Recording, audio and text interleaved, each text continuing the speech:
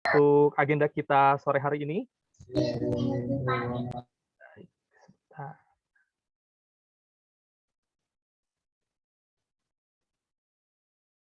baik, seperti yang tadi saya sampaikan akan ada 3 pemateri pada, sore hari ini, dan untuk kesempatan pertama saya berikan kepada Bapak Kepala SMK Telkom Bandung, Bapak Rosyanto MPD untuk memulai, materi di sore hari ini. Kepada Pak Rosyanto saya persilahkan.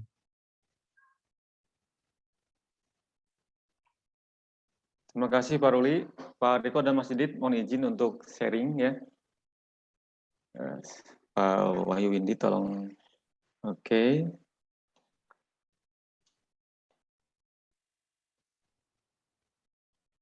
Ya, apakah sudah terlihat filenya Pak Ruli? Sudah Pak, sudah. Ya. Belum ya, sudah. Baik. Terima kasih Pak Ruli atas kesempatannya. Assalamualaikum warahmatullahi wabarakatuh. Waalaikumsalam warahmatullahi wabarakatuh. Luar biasa ya. Di kami ada budaya, kalau kami sebutkan semangat pagi, silakan diikuti oleh semuanya dengan kepakan tangan, kemudian gerakan ke atas pagi, pagi, pagi, begitu ya. Kita coba ikuti. 1, 2, 3, semangat pagi, pagi, Pagi, pagi, pagi, pagi. pagi. Luar biasa ya. Yang kami hormati Pak Riko ya, ini kita sudah kenal sejak kita ketemu di Jakarta sebagai seseorang yang dibalik keberhasilan Acer ya, yang telah mengadakan kegiatan yang luar biasa yaitu Aset Smart School. Kemudian juga Pak Didit ya, selamat datang Pak Riko dan Pak Didit di acara ini. Terima kasih banyak sudah hadir, menyempatkan waktu dengan segala kesibukannya dalam kegiatan Ngabubur IT ya.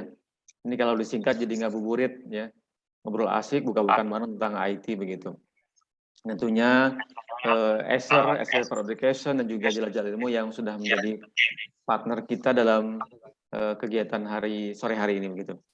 Begitupun dengan para pimpinan di SMK Telkom Bandung, kepala administrasi, kemudian Waka Kurikulum, Waka Kesiswaan, Waka Hubin, Waka Sarpa, dan juga semula tim Bapak Guru, pegawai SMK Telkom Bandung, para siswa, serta juga para peserta yang hadir sore hari ini dalam kegiatan yang sangat luar biasa ini.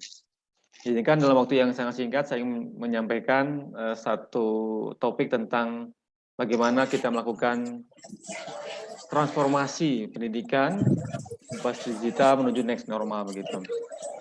Ya, kami menyebut sekolah kami sebagai sekolahnya sang juara begitu ya.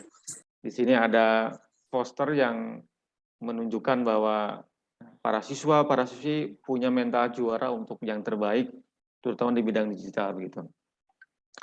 Langsung saja, next normal education ya. Are you ready? Ini adalah foto yang kami ambil pada saat awal-awal pandemi di tahun 2020 ya. Kita lihat di sini aula ya, penempatannya dibatasi, jaga jarak, pakai masker, sesuatu yang tidak pernah kita alami, tidak pernah kita lakukan, tidak pernah kita hadapi sebelumnya. Yang biasanya kita berkegiatan ya, sebebas mungkin sekarang serba dibatasi. Makanya bagaimana dengan next normal education? Ke depan mau seperti apa begitu? Ya, saya kasih informasi bahwa tahun 2019 SMK Telkom Bandung meraih juara ketiga sekolah berbasis TIK di Jawa Barat. Ya, ini adalah senior kami Pak Daduk yang waktu itu menjadi kepala sekolah yang mendapatkan reward dari Kepala Dinas Pendidikan Provinsi Jawa Barat sebagai sekolah berbasis TIK juara ketiga di Jawa Barat begitu ya. Jadi kami alhamdulillah mendapatkan apresiasi sebagai sekolah TIK terbaik ketiga di Jawa Barat, dan tentunya ketika sekarang dengan Acer mudah-mudahan semakin terbuka peluang untuk menjadi sekolah IT yang lebih maju begitu. Nah kemudian ini adalah pada saat kami menghadiri event yaitu Acer Smart School Award ya tahun lalu, dan ini penghadiahannya dilaksanakan bulan Januari kemarin di Jakarta di Hotel Indonesia. Kalau ingin tahu di mana pos saya, ini adalah saya di sini ya yang menggunakan batik warna coklat kuning, mendapatkan hadiah yang begitu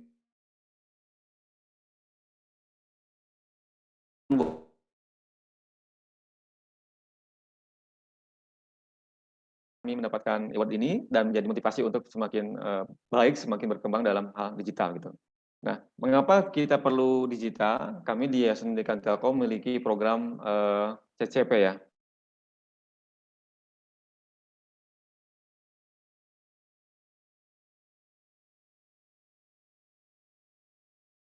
Ini bahwa yang namanya digital tidak hanya berbentuk alat,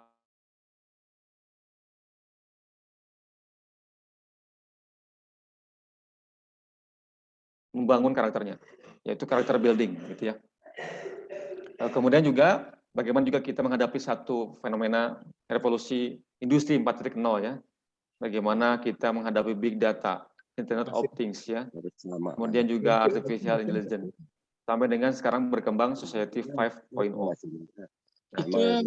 Kemudian juga bagaimana kita menghadapi situasi tentang otomasi dalam bidang jaringan, multimedia dan lain sebagainya.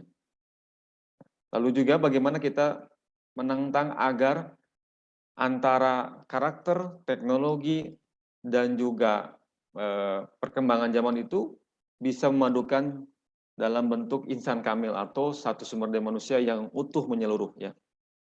Jadi dia sehat secara jasmani, dia juga kemudian cerdas, tapi juga punya hati, perasaan, pikiran, tindakan yang baik pula. Sehingga kami menyebutnya dengan cerdas kompetitif ya, secara spiritual, emosional, sosial, intelektual, kinestetika juga bagus begitu.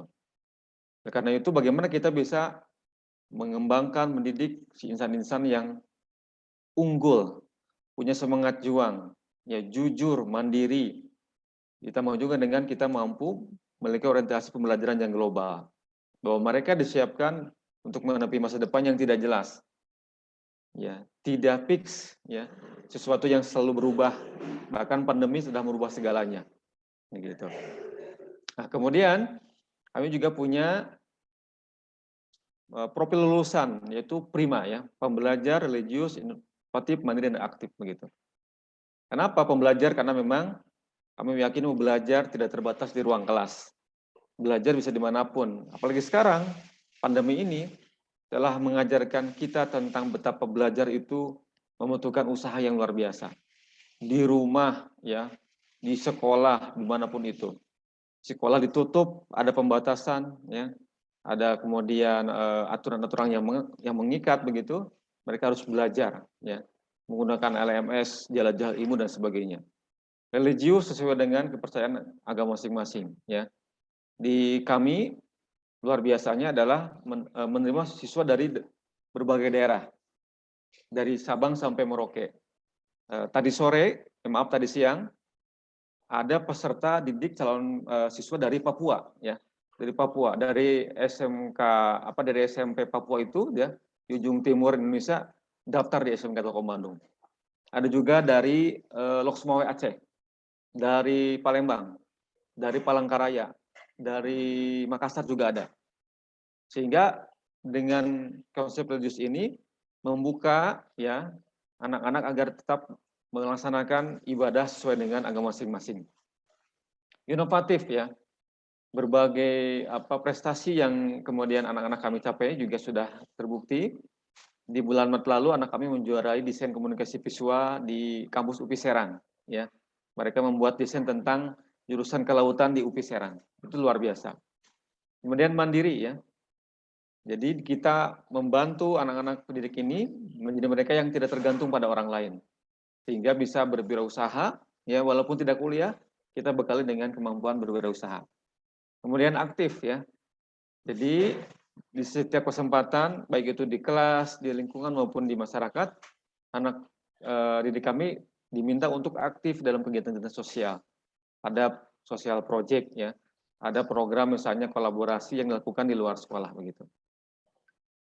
Sekalian yang kami hormati, ya, di SMK Telkom pun sudah menggunakan berbagai teknologi LAN maupun WAN ya begitu. Di sini perangkat kita gunakan sebagai dukungan infrastruktur terhadap pembelajaran yang serba harus IT ini. Ya, ini bukti bahwa kami juga melakukan pembinaan secara terhadap karyawan. Kita menggunakan sistem RFID, sekarang juga berkembang dalam bentuk MyPT untuk mengecek kehadiran para karyawan dan pegawai. Termasuk ada program Sapa Pagi ya. Jadi intinya adalah bagaimana digital ini memanusiakan manusia begitu. Tetap ada proses pendalaman tentang karakter. Ini adalah bukti ya penggunaan. Jadi dicek siswa hadir jam berapa, guru hadir jam berapa dan seterusnya begitu. Kemudian juga Bapak Ibu sekalian, ya di sini ini singkat saja. Kita menggunakan sistem informasi sekolah juga. Jadi untuk daftar mata pelajaran, penilaian guru, termasuk juga kegiatan siswa menggunakan namanya Igrasias. Ini dikembangkan oleh Telkom School dalam ini dengan Telkom, mengembangkan sebuah sistem namanya Igrasias untuk mengcapture, kemudian juga mendata berbagai aktivitas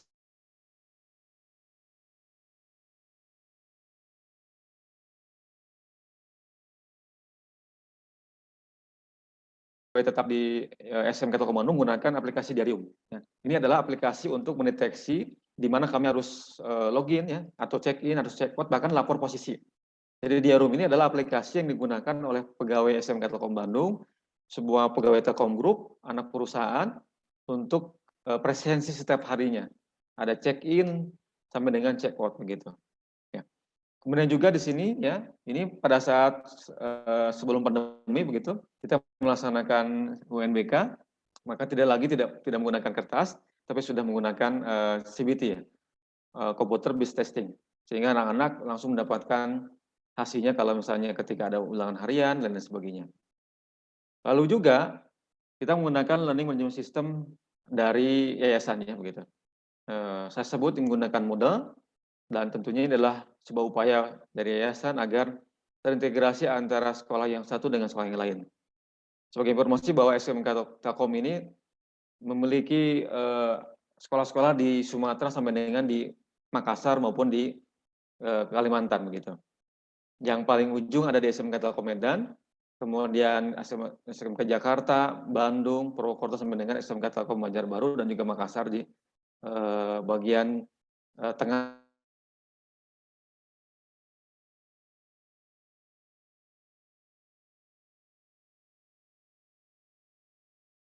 Ini sudah tidak lagi ada pembayaran SPP secara manual, misalnya orang tua bayar cash, datang ke kasir, tidak, sudah menggunakan sistem PUG ya. Jadi sistem informasi keuangannya sudah dikembangkan oleh yayasan, sehingga orang tua dan murid bisa melihat, mohon maaf, kalau misalnya ada tagihan-tagihan berupa SPP maupun lainnya. Gitu. Berikutnya adalah, ini yang bisa dilihat oleh para siswa ya. Ketika misalnya anak melakukan pembayaran, maka akan ada misalnya notifikasi di SIMKUK, termasuk misalnya nomor induk siswa dan seterusnya. Oke. Berikutnya adalah ini, kami juga ada namanya kinerja manajemen online. Jadi setiap sekolah itu mendapatkan yang namanya kontrak manajemen, yaitu satu sistem atau kriteria tertentu menggunakan Malcolm Bridge mulai dari keuangan, kepuasan pelanggan sampai dengan pengembangan guru itu dinilai oleh yayasan. Namanya kontrak manajemen online. Jadi setiap sekolah akan dinilai per triwulan. Nah, untuk triwulan 1 ini alhamdulillah SMK Telkom Bandung memenuhi target-target yang ditetapkan oleh yayasan. Mulai dari keuangan sampai dengan nanti penggunaan LMS begitu. Yang berikutnya adalah juga dalam proses informasi internal kita menggunakan e-memo, sekarang menggunakan NDE, yaitu nota dinas elektronik, di mana kepala sekolah, kemudian direktur, atau mungkin juga VV, ini bisa mengirimkan surat secara elektronik tanpa harus datang ke lokasi yang bersangkutan begitu. Ya. Berikutnya adalah seperti ini ya, Dapodik pasti. Ini juga sama menggunakan Dapodik dari pusat ya. Menggunakan juga distrik Jabar, dan tentunya sesuatu ini penting untuk mensinkron antara data yang dimiliki oleh pusat dengan di Provinsi Jawa Barat begitu. Ya. Yang terakhir bahwa kami pun memiliki muatan kurikulum plus gitu ya. Ya, sampai sekarang kita masih mengajukan kurikulum merdeka, ada muatan nasional, kewilayahan dan pemetaan kejuruan. Untuk yang kurikulum yang sifat adaptasi dari industri, kita menggunakan kurikulum coding, kemudian UI UX, game development, IoT dan juga drive test. Dan kita pun memiliki kurikulum khas, namanya adalah pendidikan karakter atau patriot. Jadi kalau misalnya Bapak Ibu sekalian, ayah bunda yang berkunjung ke SMK Telkom Bandung menemukan siswa kami, mohon maaf rambutnya agak cepak seperti TNI, itu adalah bagian dari program pendidikan karakter. Di mana kami sangat menjaga kerapihan dan kedisiplinan dari sisi penampilan begitu. Makanya anak-anak kami ini di SMK Telkom Bandung diwajibkan untuk potongan rambut 2 cm begitu. Kemudian muatan lokal karena kami ada di Jawa Barat, jadi dari manapun, dari Aceh, dari Kalimantan, dari Papua, akan belajar bahasa Sunda secara bertahap begitu. Begitupun ada pemindahan asrama ya, kami juga punya asrama patriot. Ya silakan Bapak Ibu yang memiliki putra-putri SMP kelas 9 yang ingin mendaftarkan ke SMK Telkom Bandung, yang berminat untuk tinggal di asrama, kita pun menyediakan asrama putra dan putri. Begitupun dengan bahasa asing ya, kami juga kemarin menyelenggarakan kegiatan NECOM, National English Competition secara nasional, itu diikuti oleh berbagai siswa SMP, SMA, SMK se-Indonesia, dan kerjasama dengan Visual Literati ya di Indonesia ini yang menghasilkan juara-juara yang luar biasa. Dan kita pun di SMK Telkom Bandung mengadakan Digital Entrepreneurship program bawaan dari Telkom, di mana para siswa diminta untuk melakukan usaha ya yang menghasilkan atau revenue, sehingga mereka menjadi mandiri, tidak bergantung pada orang tuanya begitu. Barangkali itu Bapak sekalian, kesimpulannya adalah bahwa yang namanya transformasi itu adalah keniscayaan, apalagi sekarang sudah ada berbagai perangkat teknologi yang ada di sekitar kita, terutama dengan Acer, Jelajah Ilmu juga. Mari gunakan teknologi dengan bijak ya, lakukan pembelajaran dengan inovatif ya, sehingga pandemi bukan kendala, bukan halangan, justru kemudian akan menjadi next normal yang akan menjadi lebih baik, lebih hebat. Dan pandemi mengajar kita tentang sebuah percepatan yang luar biasa. Apa itu? Bahwa teknologi adalah upaya bagi kita untuk semakin maju. Tapi ingat, gunakan teknologi untuk kebaikan, dan tentunya antara humanity dengan teknologi harus berdampingan. Seperti di Jepang, menggunakan konsep Society 5.0, bahwa teknologi digunakan sebagai pengambil kebijakan. Ya. Datanya kita gunakan untuk, katakanlah, melakukan berbagai terobosan-terobosan baru dalam bidang pendidikan khususnya begitu. Demikian Pak Ruli dan teman-teman sekalian, pemaparan sore hari ini. Mohon maaf bila mana ada kekurangan dan kehilapan. Mudah-mudahan dengan adanya kolaborasi ini dengan Acer, dengan para orang tua, dan semua stakeholder di Indonesia ini dapat menjadi lebih baik lagi ke depannya. Demikian, selamat sore. Assalamualaikum warahmatullahi wabarakatuh. Terima kasih. Waalaikumsalam warahmatullahi wabarakatuh. Terima kasih Bapak Kepala SMK Telkom Bandung atas penyampaian materinya nih. Jadi kalau saya tadi amati apa yang disampaikan oleh Bapak Kepala SMK Telkom Bandung, bahwa SMK Telkom Bandung ini sudah menerapkan IT ya dalam pembelajarannya, dalam pengelolaannya, sehingga kalau menurut saya nih SMK Telkom Bandung ini sudah sangat tepat mendapatkan predikat sebagai sekolah IT terbaik di Indonesia. Bukan begitu Pak Rosyanto? Cocok ya? Baik. Bahkan ada kabar baiknya juga bahwa SMK Telkom Bandung ini memang tadi sudah membuka pendaftaran Pak ya untuk siswa baru. Nah, untuk informasi lebih jelasnya bisa scan barcode yang ada di samping saya. Samping mana nih? Ya, bisa informasinya ada jelas di sana gitu Pak ya. Baik, kita masuk ke materi kedua. Ini luar biasa bagus juga nih yang harus kita simak bersama. Pemaparan dari Bapak Riko Gunawan. Beliau ini sebagai Commercial Product dan Solution Head Acer Indonesia, dan sebelumnya beliau juga pernah menjabat sebagai Head of Product Management di Product Marketing Departemen Acer Indonesia. Beliau juga selain di Acer juga pernah berpengalaman di perusahaan sejenis seperti ini Pak ya, menjabat sebagai Market Development Manager of HP Indonesia, the Business Unit Manager of Aneka Infocom Tekindo, dan juga Product Marketing Manager di Lenovo di kantor perwakilan Indonesia di Singapura. Tentunya pengalaman kerja beliau di industri IT tentunya sangat kita nantikan ceritanya nih Pak, gitu ya. Termasuk kiprah besarnya di Acer Indonesia. Langsung saja kita sambut Pak Riko Gunawan. Silakan Pak Riko. Ya, terima kasih Pak Ruli. Selamat sore Bapak Ibu semua yang sudah hadir. Semoga kita sehat semua ya. bisa hadir dan mengikuti acara ini. Terima kasih kepada Pak Rosi selaku Kepala Sekolah SMK Telkom Bandung untuk kesempatan yang diberikan kepada kami, juga para pimpinan SMK Telkom ya. Kami boleh berbagi menjadi narasumber juga di dalam acara sore hari ini ya. Oke, saya akan mohon izin untuk share materi saya.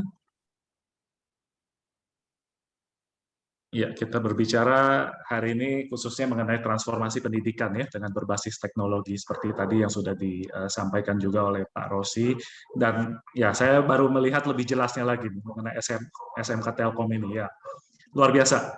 Jadi memang patut diacungkan jempol dan memang cocok lah seperti apa tadi julukannya ya, sekolah sang juara. Jadi karena kalau kita lihat sebenarnya transformasi pendidikan dengan berbasis teknologi ini udah dilakukan ya oleh SMK Telkom ya. Jadi nggak heran lah kalau SMK Telkom kemarin juga bisa menjuarai dari Acer Smart School Award ini ya. Dan saya percaya juga ke depannya mungkin akan banyak menggondol piala-piala lagi nih. Oke, dari saya mulai dengan evolusi pendidikan. Jadi kita tahu ya ada yang namanya pendidikan education 1.0, 2.0, 3.0, 4.0, bahkan ini mungkin udah mau masuk ke 5.0 ya. Jadi kalau edukasi yang 1.0, 2.0 itu berbeda ya. Kita lihat di sini di bawah ini ada penjelasannya bahwa kalau dulu itu otoriter. Jadi pihak sekolah, pihak guru ya mungkin dalam pengajarannya otoriter dan murid ini hanya sebagai penerima ya, pihak yang pasif. Jadi hanya menerima pengajaran aja. Tentunya ya susah memberikan ya atau tidak terlalu bisa memberikan pendapatnya ya, tapi hanya menerima saja. Dan semua sistem juga semua terfokusnya kepada guru. Dan teknologi itu dulu tidak diperbolehkan ya di dalam kelas ya. Zaman saya juga sudah cukup lama ya, saya juga sudah cukup berumur, jadi ya bahkan kalkulator aja nggak boleh ya masuk ke kelas kan. Apalagi komputer, laptop ataupun smartphone ya, itu pasti tidak diperbolehkan. Dan pengetahuan ini berdasarkan pendekatan ujian. Jadi semua dihitung dari nilai ujiannya berapa sih, angkanya berapa. Nah, sebenarnya kan kalau kita mau lihat penilaian itu dari banyak segi ya, nggak hanya ujian saja ya. Bagaimana tadi ya seperti Pak Rosi itu dari character building-nya itu juga penting ya sebenarnya ya. Bukan hanya secara kognitif ya, knowledge, tapi gimana karakter building-nya, apakah karakternya positif, karakternya baik ya, karakter berpancasila ya, dan sebagainya. Jadi bukan hanya dari ujian. Kemudian kurang juga pendekatan secara khusus kepada murid ya. Jadi kita tahu setiap orang berbeda ya, pastilah. Anak-anak kita punya 3 anak pasti tiga-tiganya berbeda ya. Ada yang mungkin kuat di sini, ada yang lemah di sini, ada yang kuat di sini, ada yang lemah. Jadi memang pendekatan itu memang harus khusus. Nah, kalau di dunia edukasi di zaman dulu, tentunya semua dianggap sama murid. Jadi tidak ada pendekatan yang khusus terhadap murid. Nah, kalau di edukasi sejak 3.0, 4.0, dan ke 5.0 ini pendekatannya fokusnya kepada murid ya. Jadi bukan kepada guru lagi, muridnya. Dan di sini guru bertransformasi nih sebagai koordinator, sebagai penasehat atau praktisi. Jadi guru di dalam ruang kelas dia membiarkan murid-murid berdiskusi, mengajukan pendapatnya, mungkin melakukan riset dan mempresentasikan hasil risetnya. Jadi guru ini hanya sebagai koordinator atau fasilitator.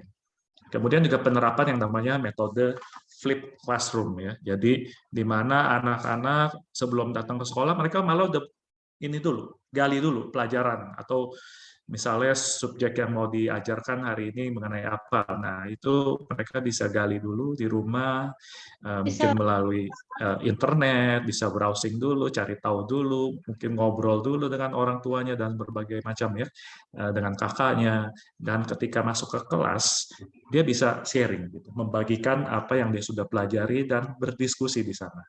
Jadi kalau kita lihat lebih banyak dialog. Kemudian teknologi juga tersedia ya. Jadi tentu sekarang tanpa teknologi juga akan kesulitan ya, apalagi kita masuk ke dunia ke masa pandemi ini. Nah, teknologi itu tentunya sangat membantu ya. Kemudian murid juga belajar mandiri dimanapun. Tadi Pak Rosi juga ada singgung ini. Dengan adanya internet, dengan adanya teknologi smartphone atau laptop yang tersedia, dimanapun murid bisa belajar, bukan hanya di sekolah, di rumah teman, bahkan di mall pun kalau mau buka laptop, saya juga kerja, dimanapun saya kerja ya, jadi nggak hanya di kantor, nggak hanya di rumah, saya habis meeting, saya mampir dulu ke kafe, buka laptop, balas email, bukan ke pekerjaan, jadi dimanapun, bahkan di mobil pun, kadang-kadang saya di parkiran ya udah saya buka laptop karena ada hal yang urgent dan saya bekerja di sana. Jadi dimanapun sama murid pun bisa belajar. Nah, apa sih faktor kunci keberhasilan dalam transformasi pendidikan ya dengan berbasis digital ini? Ada 5 faktor kalau kita lihat di sini. Ini berdasarkan hasil riset ya dari US China Education Review ya tahun 2012. Jadi yang pertama ini ada perangkat. Bentar ya, saya mungkin kasih laser pointer. Jadi ini perangkat, ya perangkat teknologi atau hardware. Tersedianya apa? Jadi penting itu ya, ketersediaannya, apakah punya laptop, punya smartphone, punya komputer, dan kemudian jaringannya, jaringan internet ya. Karena sekarang kayaknya tanpa jaringan susah ya. Kita nggak berdiri sendiri ya, standalone gitu ya, tapi perlu jaringan internet untuk bisa terhubung, untuk bisa komunikasi, dan sebagainya. Kemudian perangkatnya juga tentu harus handal. Jadi perangkatnya jangan pas mau digunakan ngadat. Aduh, jadi tertunda ya pekerjaan kita ataupun kalau mau mengerjakan PR dan sebagainya. Kemudian aplikasinya, nah ini kalau ini perangkat keras. Kemudian dari sisi software, aplikasi, platformnya tersedia. Tadi saya lihat juga paparan dari Pak Rosi luar biasa nih. SMK Telkom ini begitu banyak aplikasinya komplit ya, dari sistem informasi sekolah, LMS, bahkan untuk para tenaga pengajar juga ada aplikasinya juga ya, jadi sudah sangat komplit.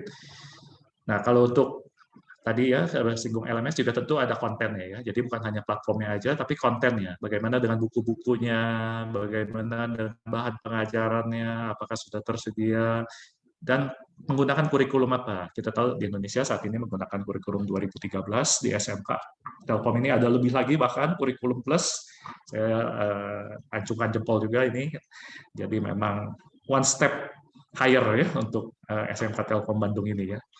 Kurikulumnya ada kurikulum plus. Nah, kemudian juga dari sisi manusia penting ya. Teknologi ada, aplikasi ada, tapi manusia ini yang menggunakannya. Yang paling penting kalau dari pendapat saya ya. Jadi tentu teknologi tanpa ada manusia yang menggunakan ya sia-sia ya, atau menggunakannya tidak maksimal juga tentu sia-sia. Nah, bagaimana pengajaran dalam proses pembelajaran ini menggunakan digital? Nah, pedagoginya tentu berbeda cara mengajar. Kemudian juga ada komunikasi baik dari guru dengan murid, guru dengan orang tua, kepala sekolah dengan orang tua dan sebagainya. Kemudian juga sikap ini yang penting ya, bagaimana sikap baik dari semua stakeholder ini, orang tua, murid, guru, kepala sekolah, yayasan ya, terhadap transformasi pendidikan ini yang berbasis digital. Apakah menyambutnya dengan positif atau malah kayaknya nggak mau berubah gitu ya. Nah ini jadi sikap yang positif juga tentu perlu. Kemudian adanya dukungan tentu dengan suatu perubahan transformasi pendidikan perlu yang namanya adanya pelatihan. Dan sumber dayanya apakah sudah tersedia. Kemudian juga memberikan feedback ya, masukan-masukan. Dan yang terakhir perlu adanya evaluasi tentunya, penilaian terhadap transformasi pendidikan yang sudah dijalankan, apakah sudah berjalan dengan baik, atau ada hal-hal yang perlu diperbaiki, dan gimana kegunaannya, apakah cukup bermanfaat, kualitasnya gimana, kualitas teknologinya, kualitas aplikasinya, kualitas pengajarannya seperti apa. Nah, ini perlu evaluasi supaya bisa berjalan lebih baik lagi ke depannya. Nah, teknologi di sini hanya sebagai alat untuk mengaktifasikan. Jadi, teknologi ini membantu ya. Tentu bukan teknologi yang terutama, tapi teknologi ini membantu. Baik, selanjutnya Ester sendiri kami punya program yang namanya Ester for Education. Jadi Ester di Indonesia kami sangat concern ya, kami sangat memperhatikan sekali dunia pendidikan karena kami tahu dunia pendidikan ini paling penting ya dibandingkan dunia-dunia segmentasi yang lain ya. Karena di sini kita tahu ya para pemuda, para remaja ini dididik supaya mereka nanti bisa menjadi pemimpin-pemimpin bangsa ya tentunya ya, pemimpin-pemimpin di dunia bisnis. Jadi edukasi itu menjadi salah satu fokus utama dari Ester Indonesia. Nah, bagaimana peranan Ester di dunia pendidikan? Kita punya solusi yang lengkap. Jadi kalau Bapak Ibu mungkin selama ini dengar Ester laptop atau Ester komputer, tapi enggak juga. Jadi nanti rekan saya Pak Didit dia akan men-sharingkan mengenai yang namanya satu platform pendidikan jelajah ilmu. Ini boleh bilang software ya, perangkat lunak. Jadi bukan hanya hardware saja Ester punya, tapi kami kerjasama dengan satu prinsipal untuk mengembangkan satu platform pendidikan yang kami namakan Jelajah Ilmu. Nah, dari sisi perangkat juga Ester punya beberapa penghargaan juga ya. Salah satunya Top Brand. Kemudian juga IKSA. IKSA ini Customer Satisfaction. Jadi bagaimana customer kami di survei tingkat kepuasannya memiliki produk Ester. Kemudian kami juga sangat dipercaya oleh mitra-mitra sekolah ya. Jadi dalam hal ini di Indonesia ini sudah ribuan sekolah yang menjadi pengguna produk kami ya, dari Sabang sampai Merauke juga. Kemudian juga Ester membuka peluang kerjasama dengan sekolah-sekolah, dan kami sudah kerjasama ya tentunya dengan SMK Telkom dalam hal ini ada pelatihan, nah kita melakukan webinar bersama seperti sekarang ini, kemudian juga ada penyediaan perangkat-perangkat teknologi juga dengan SMK Telkom. Oke.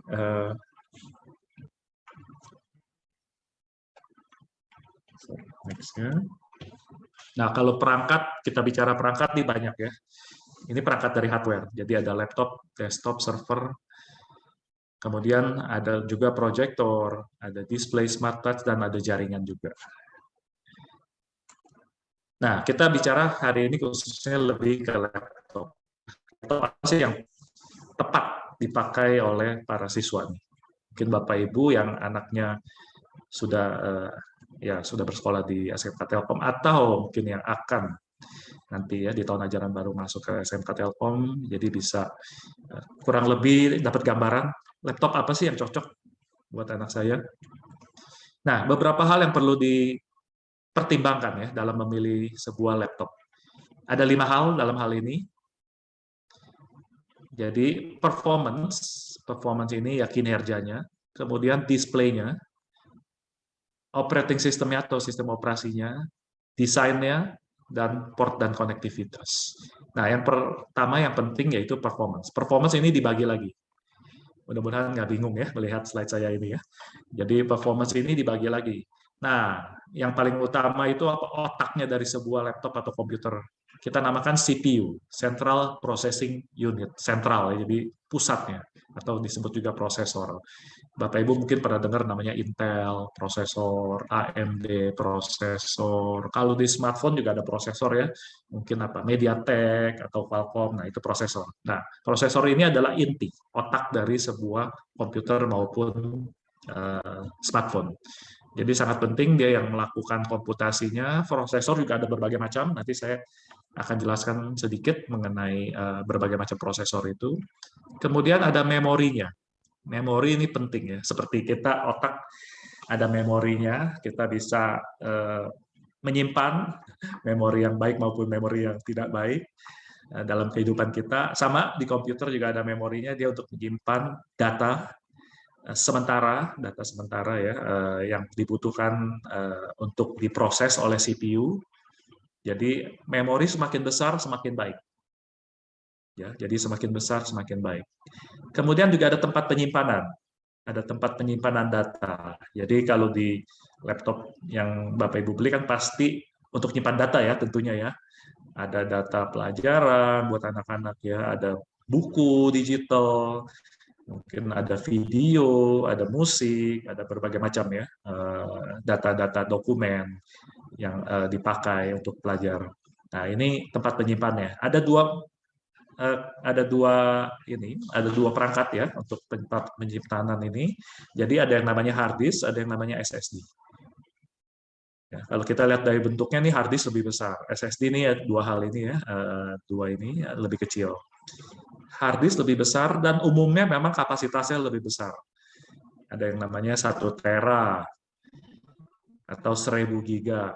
Kalau SSD biasanya lebih kecil, tapi kalau secara kinerjanya SSD ini lebih cepat dibandingkan hard disk. Jadi lebih cepat. Jadi kalau kita misalnya mau akses data dokumen sesuatu ya, PowerPoint misalnya PowerPoint saya. Kalau laptop yang menggunakan SSD pasti lebih cepat. Tentunya dengan kita anggap dengan CPU yang sama, dengan memori yang sama, tapi tempat penyimpanan yang berbeda ya. Jadi hard disk ini pasti lebih cepat dibandingkan SSD lebih cepat dibandingkan hard disk. Kemudian juga ada yang namanya kartu grafis atau graphic card. Nah, ini penting juga terutama untuk pengolahan multimedia. Nah, SMK Telkom Bandung ini juga punya itu ya jurusan multimedia ya. Nah, di sini multimedia itu biasanya apa sih? Mengolah gambar, mengolah video, rendering. Nah, itu sangat berat dalam hal grafis, perlu kartu grafis yang mumpuni. Kita suka dengar yang namanya NVIDIA atau AMD Radeon ya atau ATI Radeon. Nah, itu kartu grafis yang memang sangat bagus ya, mumpuni untuk melakukan pengolahan digital. Kemudian baterainya, daya tahan baterai ya. Kalau zaman dulu ini contohnya ya, baterainya masih bisa dilepas. Tapi sekarang ini laptop umumnya baterainya sudah tertanam di dalam. Sama smartphone kita juga baterainya udah nggak ada yang dilepas lagi ya. Sudah tertanam di dalam. Jadi kalau misalnya lah baterainya mau diganti ya tentu harus bawa ke service center untuk diganti. Nah, dalam hal display atau layar, laptop juga punya beberapa macam ukuran layar ya.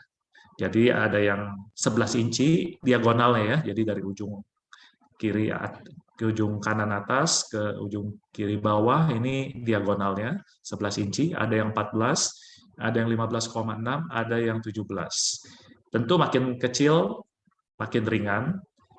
Ini yang kelas menengahnya. Umumnya di Indonesia kita pakai laptop yang 14 inci, paling populer. Kemudian juga ada yang 15 inci untuk keperluan biasanya gaming, kalau ada yang senang main game, atau untuk multimedia tadi. Dengan layar yang lebih besar tentu lebih enak ya, untuk melihat gambar, melakukan editing gambar. Kemudian juga ada laptop yang mempunyai layar sentuh, jadi bisa di touchscreen. Ada laptop-laptop yang seperti itu juga. Nah, kita bicara mengenai desainnya. Laptop saat ini boleh bilang hanya dua lah ya. Clamshell artinya laptop biasa ya, atau convertible artinya yang bisa diputar. Jadi diputar 360 derajat bisa dibuat seperti tablet, dan umumnya yang convertible itu atau two-in-one itu mempunyai layar sentuh. Ada yang bisa pakai pen juga, stylusnya. Ada yang ya dengan tangan juga bisa. Nah, hal yang lain yaitu mengenai operating system atau sistem operasi. Nah, kalau kita lihat di sini ada 4 sistem operasi ya, ada Windows, macOS, Linux, Chrome OS. Yang paling populer tentu Windows. Semua saya rasa Bapak Ibu tahu ya, Microsoft Windows ya. Penemunya Bill Gates, salah satu orang terkaya di dunia. Dan ini yang paling populer baik di dunia pendidikan maupun di kantor. Kemudian ada Macintosh, Mac OS. Ya, Linux ini agak jarang untuk di laptop. Kemudian Chrome OS juga ini yang belakangan juga cukup populer ya, dengan Chromebook ya untuk dunia pendidikan.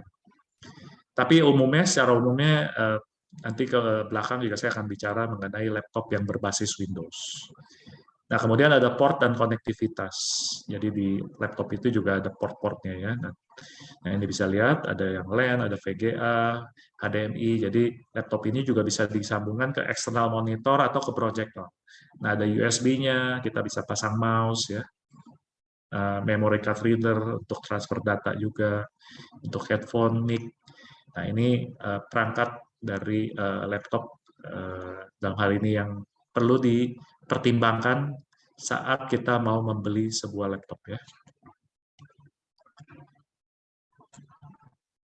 Nah, ini kalau kita bicara mengenai prosesor, ini saya bicara mengenai Intel aja. Jadi kalau Intel itu dia ada berbagai macam level prosesor ya. Dari yang paling rendah ini yang Celeron, kemudian Pentium, Core i3, Core i5, Core i7, Core i9 ya. Jadi semakin tinggi ini semakin canggih ya, semakin powerful. Ya tentunya juga semakin mahal harganya ya. Nah, semakin rendah ini yang ya, lebih murah. Jadi kalau di sini Intel sendiri juga mengkategorikan ya. Jadi untuk elementary student nih, jadi untuk murid-murid sekolah dasar ya cukup pakai Celeron aja atau pakai Pentium. Middle school ini jadi untuk siswa SMP mulai pakai i3, i5 ya. Kalau high school ini pakai i7 atau i9. Ya ini pengkategorikan dari Intel ya. Nah, ini saya kategorikan juga berdasarkan pemakaian kebutuhan sehari-hari ya.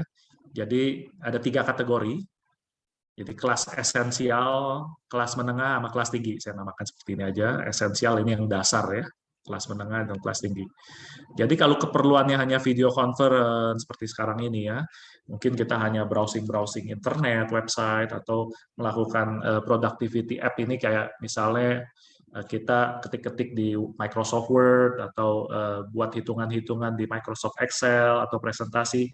Nah, cukup dengan komputer atau laptop yang berbasis prosesor Intel Celeron atau Pentium atau AMD Athlon. Layarnya bisa bervariasi ya, 11 sampai 15,6. Memorinya 4 GB juga cukup. Kapasitas penyimpanan ini bervariasi ya. Jadi mulai dari 64, ada yang 128 sampai ke 1 terabyte. Dan sistem operasinya Windows. Kita bicara di sini semua yang Windows. Nah, untuk kelas menengah. Kelas menengah ini yang untuk digital content creation, artinya untuk melakukan tadi ya, editing sebuah video, editing sebuah gambar, ataupun melakukan pekerjaan-pekerjaan yang lebih berat ya.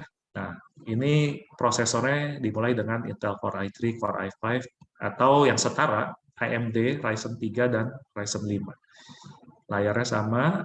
Nah, grafik card-nya ini ada yang integrated, ada yang dedicated. Ini saya nggak jelaskan lebih lanjut ya.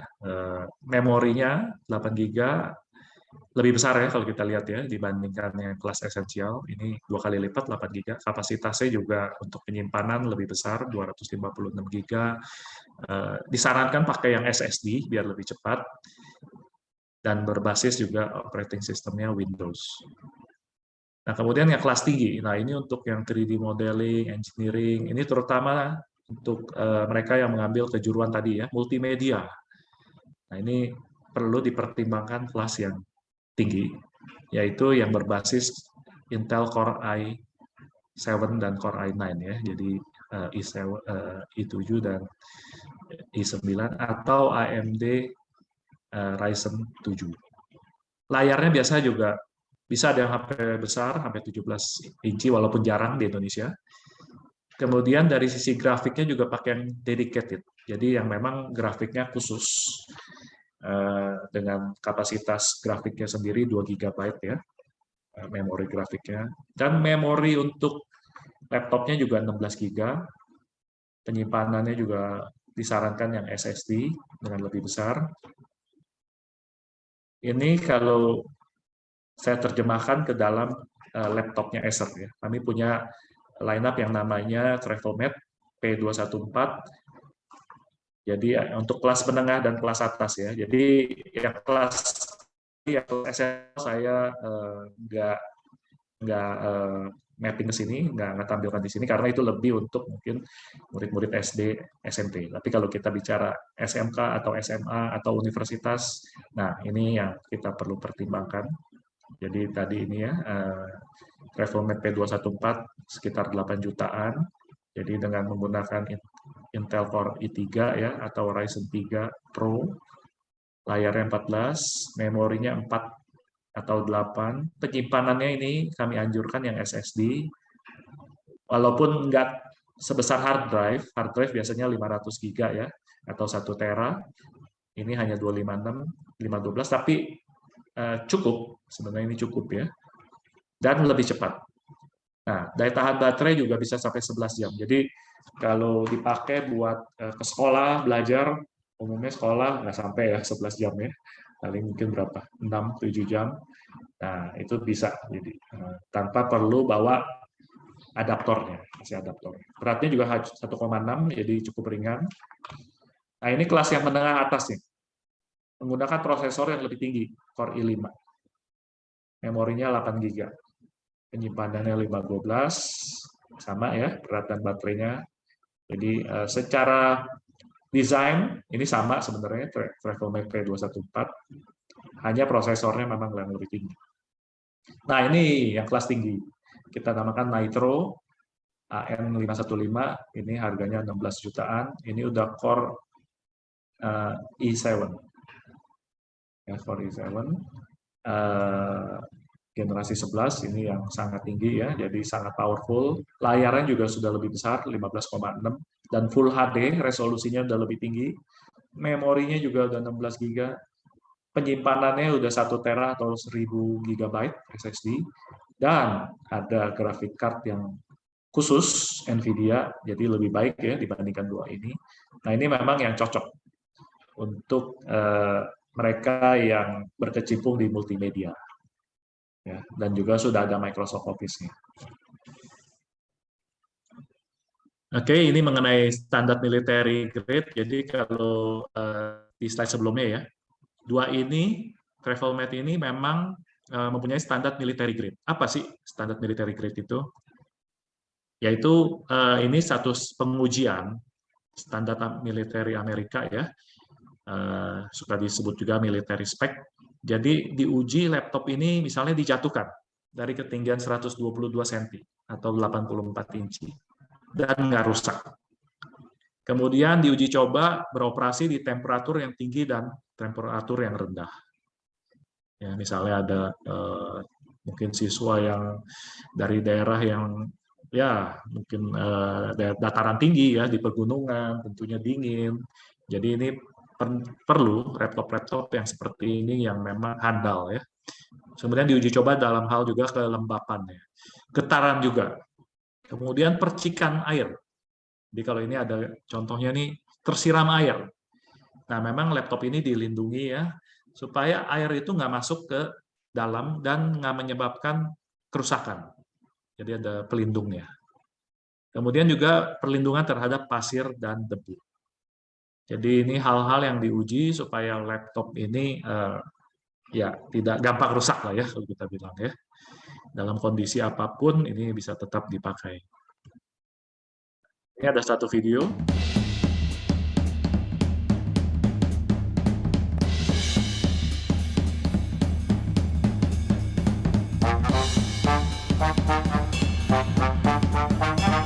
Ini pengujiannya yang tadi saya bilang military spec.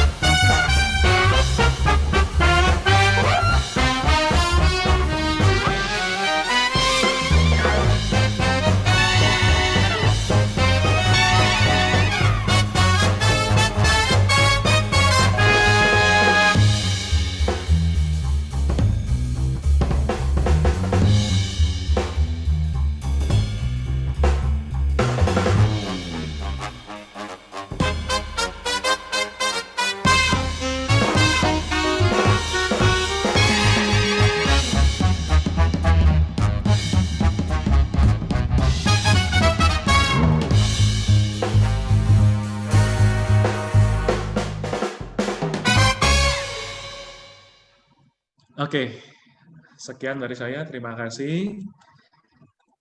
Saya kembalikan ke Pak Ruli.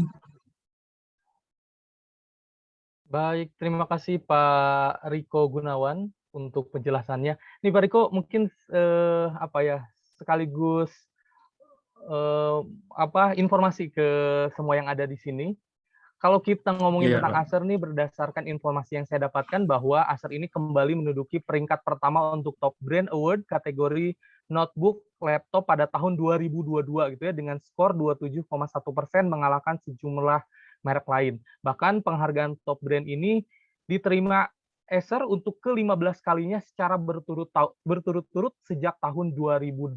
Luar biasa nih Acer ya. Iya. Jadi kalau Iya, kita terima kasih. lihat dari penghargaan yang dimiliki oleh Acer ini, jadi cocok sekali laptop Acer ini dijadikan sebagai media untuk belajar online saat ini.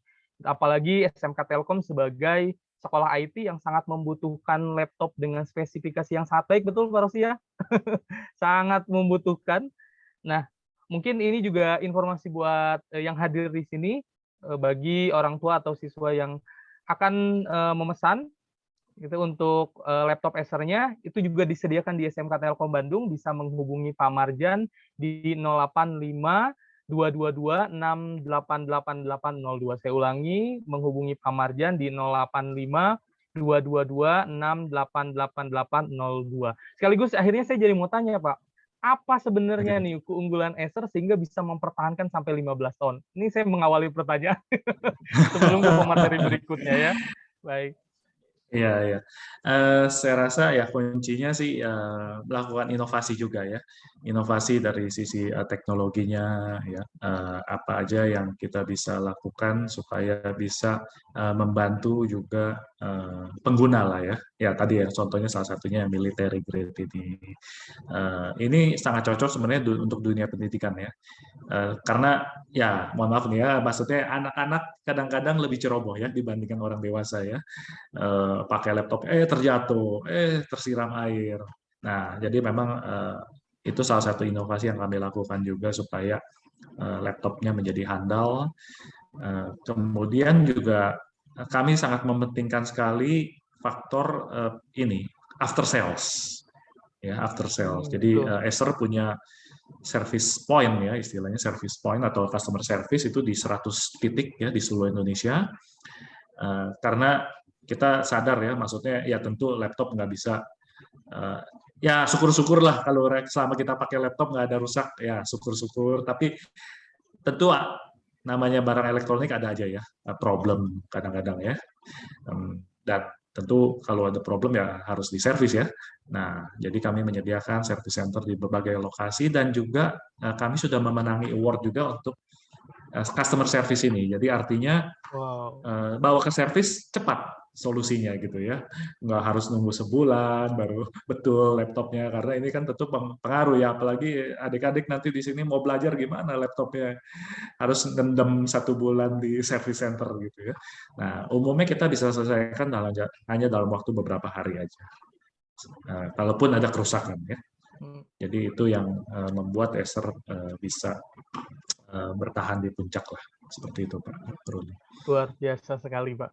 Ya, jadi sudah kualitasnya sangat baik, penghargaannya sampai 15 tahun berturut-turut gitu ya, 15 kali, terus after sale-nya juga oke. Ya, nggak ragu lagi mungkin ya untuk memilih Acer. Baik, untuk melengkapi informasi tentang Acer lebih jauh nih, kita akan ada materi ketiga yang akan disampaikan oleh Pak Didit Haryanto. Saya juga akan sampaikan singkat tentang beliau. Beliau lahir di Jakarta 10 Mei 1979, pendidikannya S1 Teknik Elektro Universitas Trisakti Jakarta. Beliau juga bekerja di Acer ya Pak ya, sebagai business manager. Sebelumnya juga pernah di Key Account Manager di Advantech, Account Service Sales Manager di Huawei, Project Manager di ZTE, dan Engineer di Sharp. Wah, luar biasa, ini dua pemateri kita hari ini memang expert di bidangnya, betul begitu ya. Dan tentunya ilmu-ilmu dari beliau sangat kita tunggu. Kita sambut saja Pak Didit Haryanto. Silakan Pak Didit. Baik, terima kasih Pak Ruli. Suara saya terdengar cukup jelas Pak? Terdengar Pak, terdengar. Terdengar ya, Alhamdulillah. Baik, terima kasih Bapak Ibu semua. Selamat sore. Assalamualaikum warahmatullahi wabarakatuh. Terima kasih kepada Pak Rosi dan juga para pimpinan dari SMK Negeri Telkom. Perkenalkan, nama kami Didit Haryanto. Kami melanjutkan dari apa yang sudah disampaikan oleh Pak Riko sebelumnya, bahwa Acer Indonesia saat ini tidak hanya melengkapi ataupun memiliki portofolio terlepas dari hardware, hal yang sudah Bapak Ibu semua kenal ya, bahwa Acer memiliki berbagai macam perangkat produk dengan tipe dan berbagai macam tipe tertentu. Saat ini juga kami melengkapi dengan berbagai macam solusi. Terkait dengan dunia pendidikan, kami membuat satu ekosistem pendidikan tidak hanya dari sisi perangkat, bagaimana Acer sudah lebih dari satu dasawarsa mendukung program pemerintah khusus di dunia pendidikan. Terlepas dari Acer-nya sendiri, sudah lebih dari 20 tahun berkiprah di Indonesia. Baik, saya ingin sedikit share tentang materi saya, mudah-mudahan belum bosan ya Bapak Ibu. Oke, mungkin saya ingin mengawalinya dengan sebuah video. Sekolah ini segalanya bagi saya. Kami dituntut untuk terus maju, beradaptasi, dan bertransformasi dengan cepat. Disitulah jelajah ilmu datang memberikan peluang. Jelajah ilmu adalah solusi pendidikan kelas dunia dengan banyak penghargaan internasional di bidang edukasi. Inilah solusi teknologi pembelajaran terbaik yang membantu sekolah saya go digital. Sudah dipakai di sekolah terbaik di lebih dari 20 negara. Jelajah ilmu kini sudah diadaptasi sesuai dengan kurikulum Indonesia. Jelajah ilmu menawarkan solusi terintegrasi yang komprehensif dalam kegiatan belajar mengajar untuk semua pihak, seperti guru, murid, orang tua, atau kepala sekolah seperti saya. Di dalam jelajah ilmu, sudah tersedia rencana pelaksanaan pembelajaran, materi presentasi pengajaran harian, bank soal, buku digital dalam bentuk buku petunjuk guru dan buku siswa dari penerbit terkemuka, sehingga guru bisa menghemat waktu untuk pekerjaan administrasi dan semakin fokus dalam mengembangkan materi dan metode belajar yang kreatif dan berkualitas. Jelajah ilmu memudahkan interaksi antara guru, murid, kepala sekolah, dan orang tua di dalam satu platform yang sama secara real-time. Guru dapat mengajar, memberikan, dan menilai tugas murid serta memantau perkembangan pembelajaran secara real-time. Orang tua dapat berkomunikasi dengan sekolah dan memantau perkembangan pembelajaran anaknya dengan mudah. Jelajah ilmu mendukung murid untuk belajar secara mandiri, juga membantu guru untuk dapat lebih berperan sebagai fasilitator, sehingga dapat menghasilkan pengetahuan lewat interaksi yang lebih berkualitas. Kegiatan belajar mengajar dapat dilakukan di mana saja, kapan saja, baik secara online, tatap muka, maupun hybrid. Semua ini dapat diimplementasikan dengan mudah, tanpa perlu infrastruktur tambahan. Untuk pemimpin sekolah seperti saya, jelajah ilmu sangat membantu dari sisi manajemen pembelajaran. Sistem operasional sekolah saya menjadi semakin canggih, efektif, dan efisien. Laporan real-time membantu saya memahami dan mengevaluasi performa murid maupun guru, sehingga saya dapat memberikan solusi yang dibutuhkan di saat yang tepat. Kini, kami siap menghadapi era edukasi 5.0.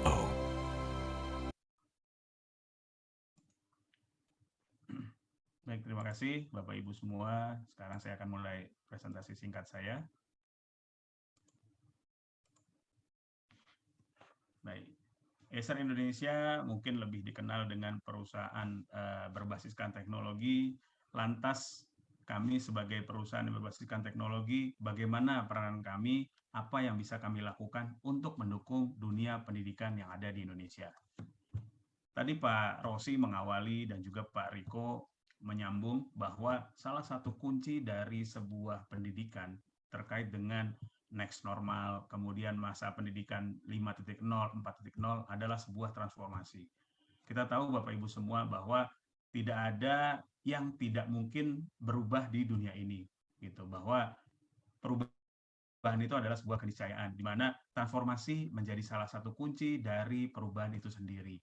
Bagaimana transformasi kita melihat di berbagai macam sektor. Kalau dulu mungkin di public sector maupun di manufaktur, semua menggunakan analog ya, analog. Kemudian sekarang sudah berangsur-angsur menggunakan sistem otomasi, sistem digitalisasi, dan lain sebagainya. Tetapi perubahan ini tentu tidak terlepas harus tetap memanusiakan manusianya itu sendiri. Seperti itu. Nah, kita tahu Bapak Ibu semua bahwa ada sebuah pola pikir di dalam diri kita sendiri. Dalam sebuah bukunya, Carol Dweck itu membagi sebuah pola pikir itu ada dua, bahwa fixed mindset ataupun mindset yang tidak ingin berubah, yang kedua adalah growth mindset. Nah, kita ada di posisi yang mana gitu. Kita tahu bahwa pandemi masih terus melanda sampai dengan hari ini, dan kita berharap kepada Tuhan Yang Maha Kuasa, kepada Allah Subhanahu wa Ta'ala, bahwa pandemi ini segera berakhir. Sekarang mungkin kondisinya sudah berangsur-angsur membaik, tetapi baik ataupun tidak baik, mindset kita, Bapak, Ibu guru, orang tua, saya pun sebagai orang tua, harus tetap memiliki tanggung jawab untuk menciptakan, untuk memberikan pendidikan yang layak untuk anak-anak kita. Nah, disinilah peran kita. Bagaimana mindset diri kita? Kita ada di mana? Ada di sebelah kiri, yang fixed mindset, atau di growth mindset. Tentunya kami berharap bahwa dengan adanya kondisi-kondisi semacam ini, kalau lihat dari paparan yang sudah disampaikan Pak Rosi tadi di awal, luar biasa SMK Telkom bagaimana bukan hanya siap menghadapi pandemi, bagaimana sikap-sikap ataupun program-program yang dibuat selama masa pandemi. Bahkan sebelum masa pandemi, proses digitalisasi artinya transformasi itu sudah terus berjalan. Sebuah growth mindset tidak melulu harus melakukan sesuatu dengan cara-cara yang baru. Tidak melulu, tetapi bisa dilakukan dengan cara yang membutuhkan inovasi-inovasi. Tujuannya mungkin tetap sama, tapi kita membutuhkan satu kreativitas dari sebuah mindset itu sendiri. Dari sebuah paparan yang kami ambil dari Pusdatin Kemendikbud, bahwa konsep pemanfaatan TIK di sekolah ada dua. Di sini kita melihat ada 5 faktor yang mempengaruhi dari konsep pemanfaatan TIK di sekolah. Yang pertama adalah kebijakan, lalu yang kedua SDM, ketiga adalah konten, 4 software atau aplikasi, dan yang kelima adalah hardware, adalah perangkat. Pak Riko sudah mengawali terkait dari sisi perangkat. Lalu saya akan menyambung dari sisi aplikasi dan juga konten. Bagaimana Acer Indonesia memberikan satu ekosistem pembelajaran untuk dunia pendidikan di Indonesia. Ini tidak hanya untuk sekolah negeri ataupun sekolah swasta, untuk SD, SMP, SMA, maupun SMK. Jadi seluruh ini bisa diakomodir apa yang bisa Acer berikan untuk dunia pendidikan di Indonesia. Lantas kebijakan dan sumber daya manusia, tentunya sekolah di sini memiliki peranan, dan juga pemerintah Indonesia melalui kebijakan Merdeka Belajar, melalui kebijakan digitalisasi pendidikan, mendorong seluruh pihak untuk melakukan program digitalisasi terhadap dunia pendidikan di Indonesia. Kita tahu bahwa di dunia sana, di luar negeri sana, pendidikan digital itu bahkan sudah digunakan sebelum ada masa pandemi. Artinya mereka sudah dulu aware, dan Indonesia mau tidak mau harus mengikuti. Sesuatu hal yang baik tentunya bukan berarti tidak boleh diikuti. Kita mau tidak mau, karena apa? Karena pemanfaatan perangkat sekarang boleh dibilang sekolah hampir tidak ada sekolah yang tidak menggunakan perangkat, minimal smartphone. Artinya penggunaan perangkat bisa lebih dioptimalkan ketika program-program digitalisasi pendidikan ini bisa menyentuh sampai ke level-level pengguna. Nah, lantas bagaimana peranan teknologi ini sendiri? Oke. Kita tahu Bapak Ibu semua bahwa saat ini kita ada di hybrid ya. Jadi pembelajaran tatap muka digunakan secara bersama-sama dengan pembelajaran jarak jauh. Tetapi sebelumnya kita pembelajaran tatap muka 100%, di mana itu biasa disebut dengan offline ataupun online pembelajaran tatap muka 100%. Oke. Bagaimana memilih teknologi pendidikan? Bagaimana memilih platform pendidikan digital untuk pendidikan yang ada digunakan di sekolah kita? ataupun yang bisa menjadi bisa menjadi alternatif untuk anak-anak kita. Ini mungkin bisa dipilihkan. Nah, ini beberapa hal yang kami perlu sampaikan. Yang pertama itu sebuah solusi pembelajaran, sebuah platform pembelajaran digital itu harus praktis dan mudah. Ini menjadi kunci. Kenapa? Karena sebuah transformasi dengan adanya kepraktisan dan kemudahan ini mendorong seluruh pihak untuk mau berubah. Kita tidak berharap gitu ya. Tentunya kita melihat banyak sekali faktor-faktor eksternal ataupun internal ketika sebuah transformasi itu dilakukan. Nah, kemudahan dan kepraktisan ini menjadi kunci. Menjadi kunci bagaimana sebuah transformasi itu mudah diimplementasikan dan juga diterapkan. Sebuah aplikasi pembelajaran digital haruslah praktis dan mudah untuk seluruh penggunanya. Jadi tidak kategori praktis dan mudah bukan hanya untuk 1-2 orang pengguna, tapi seluruh pengguna harus merasakan kepraktisan dan juga kemudahan dari sebuah platform digital tersebut.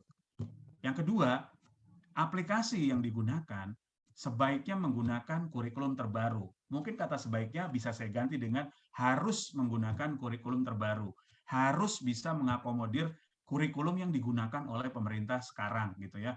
Kalau pemerintah menggunakan kurikulum 2013, ya kurikulum 2013. Kalau sekarang akan diterapkan kurikulum Merdeka, berarti harus bisa mengakomodir juga kurikulum Merdeka. Artinya kurikulum menjadi salah satu faktor dari sebuah transformasi dalam dunia pendidikan. Yang ketiga, aplikasi pembelajaran digital ini harus bisa diakses dari apa saja, di mana saja, dan kapan saja. Apa saja itu apa gitu? Apa saja maksudnya perangkat gawai apapun. Mau dia smartphone, mau dia tablet, dia laptop, Chromebook, kemudian yang berbasiskan Apple atau berbasiskan Mac, berbasiskan Chrome dan lain sebagainya. Artinya seluruh, tidak terbatas juga merek gitu ya, tidak terbatas merek.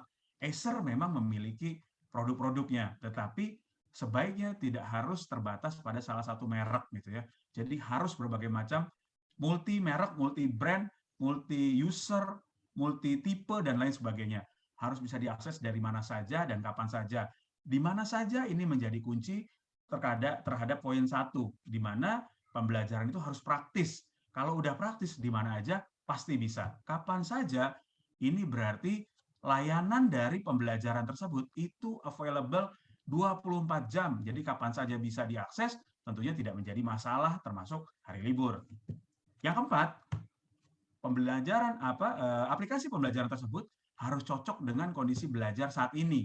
Mau dia PTMT, mau dia PJJ, ataupun hybrid. Jadi seluruhnya harus bisa digunakan. Banyak sekali orang yang berpikir bahwa kita mungkin sebagai orang tua ataupun guru berpikir, Pak, nanti kalau pembelajarannya sudah offline ataupun tatap muka 100%, buat apa ya gitu aplikasi-aplikasi kayak gini gitu. Udah nggak bisa digunakan lagi. Nah, ini adalah pola pikir yang perlu diluruskan. Artinya, kemudahan platform digital ini harus bisa efisien dan efektif membantu kegiatan guru-guru, murid-murid, dan juga seluruh pihak yang terlibat dalam pendidikan yang ada di sekolah. Nah, ini harus, jadi semuanya harus relevan, baik itu offline, online, maupun hybrid. Jadi tidak ada alasan pada saat offline, oh iya ya, saya nggak mau pakai lagi deh gitu. Masa iya kita mau mundur gitu ya? Yang ada kan manusia itu berubah, maju gitu kan gitu. Masa mau mundur? Nah, ini menjadi faktor penting juga. Yang kelima, harus bisa memberikan akses ke banyak komponen kegiatan belajar mengajar. Jadi, kegiatan belajar mengajar itu tidak hanya melibatkan guru dan murid, tidak hanya melibatkan dua pihak tersebut. Ada pihak-pihak lain di sini yang terlibat. Ada faktor kepala sekolah, faktor yayasan, faktor pemilik sekolah, kalau memang sekolah itu dimiliki oleh personal ya. Lalu ada faktor orang tua juga di sini, di mana wali murid juga menjadi menjadi kunci dari sebuah transformasi dalam dunia pendidikan. Kita tidak bisa mengabaikan peran serta orang tua murid. Jadi orang tua murid itu bukan melulu diingetnya pada saat akhir masa pembelajaran, pada saat deket-deket tanggal 10 gitu ya, mau bayaran sekolah, ini orang tua muridnya mana nih gitu. Nah, sebaiknya tidak gitu kan. Jadi dari mulai kegiatan belajar mengajar itu diawali sampai dengan diakhiri, seluruh komponen kegiatan belajar mengajar harus bisa dirangkul dari menggunakan sebuah aplikasi pembelajaran yang berbasiskan digital. Ini menjadi penting. Yang keenam, mudah didokumentasikan. Artinya semuanya tercatat. Seluruh kegiatan belajar mengajar, apa saja yang dilakukan menggunakan platform digital, selayaknya sudah terdokumentasi dengan baik di dalam platform tersebut.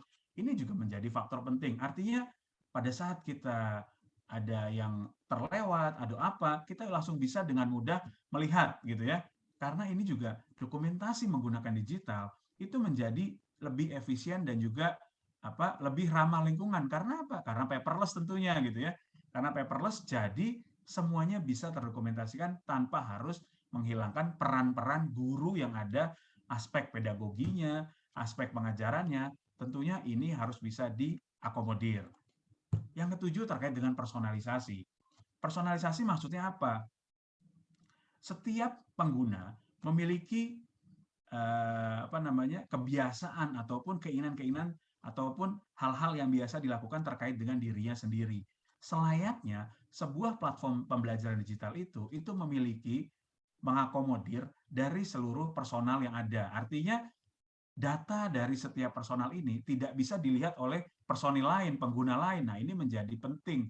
Artinya ketika menggunakan satu perangkat saja, walaupun menggunakan satu perangkat, berbagai macam orang yang menggunakan, nggak harus takut gitu ya, nggak harus takut, oh nanti data saya ketahuan gini.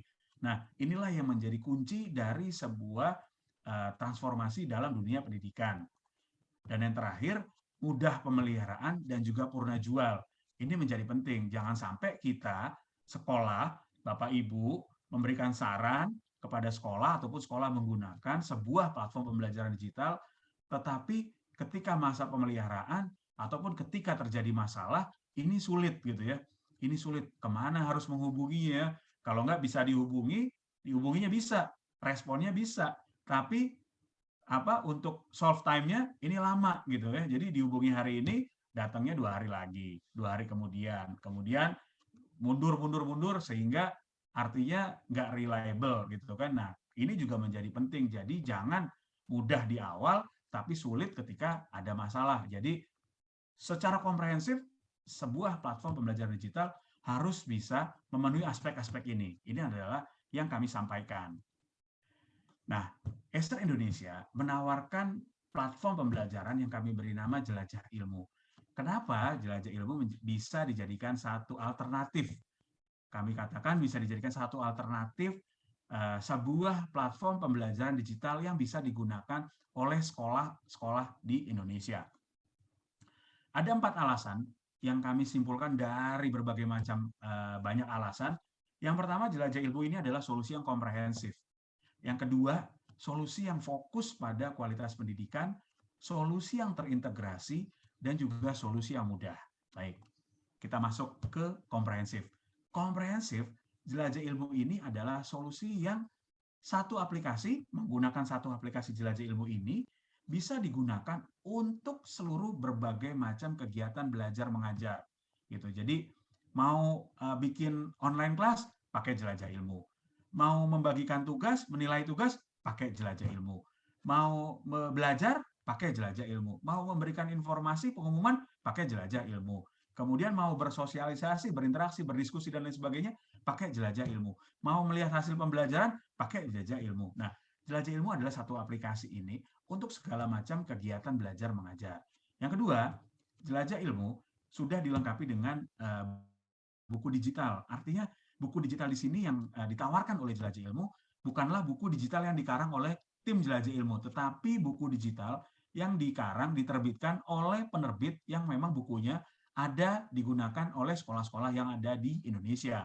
Nah, menggunakan buku digital ini menjadi salah satu kunci juga dari sebuah transformasi dalam dunia pendidikan. Artinya menggunakan buku digital, Bapak Ibu bisa bayangkan, teman-teman bisa bayangkan di sini bahwa kalau dulu anak-anak kita bawa buku besar-besar, tebal-tebal di dalam sebuah tas, kemudian digendong ataupun disampirkan menggunakan tas berat gitu ya.